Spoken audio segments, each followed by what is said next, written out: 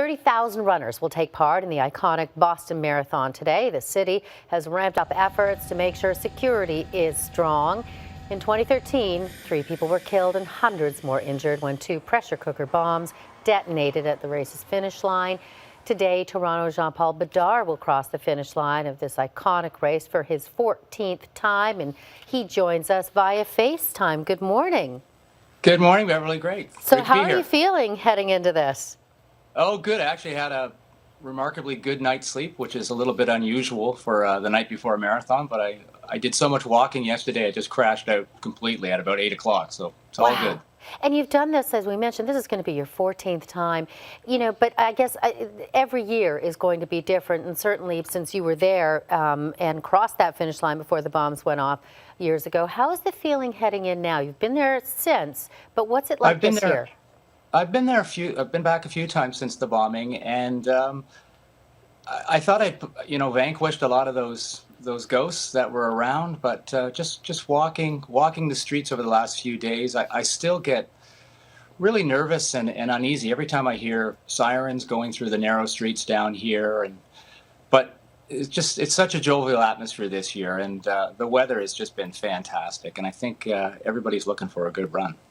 So tell me about your reasons for running marathons, and so many of them over the years.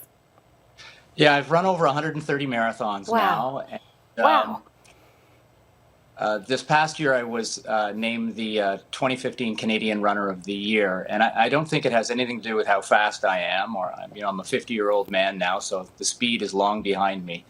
But I think it has a lot to do with how far I've come in my life. I'm a survivor of both childhood sexual abuse and rape, and I'm a recovering alcoholic and drug addict. And I've managed to use sport as a way to not only heal myself, but also engage the community in the idea that we're all really resilient and are able to get through some pretty difficult times in our life.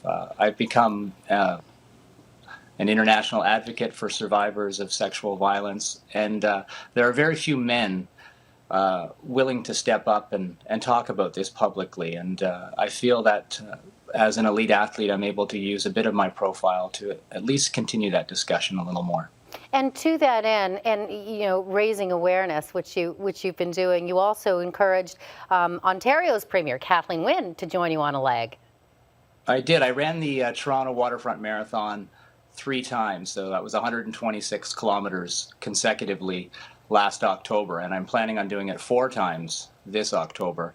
And last year I did manage to convince Premier Wynne to come out and run the first 5 kilometers of that 3rd marathon with me, and I'm hoping to get her back out this year, and if everything falls into place, maybe we can get Justin to come out and join us for a few kilometers as well. Sure, get the Prime Minister. Wow, you know what? It's just it's amazing to you. My hat is off for your strength and your perseverance, your athletic ability, but I think most of all your courage to step up and increase awareness for sexual abuse. Thank you so much for joining us this morning. We'll be cheering for you. Cheers.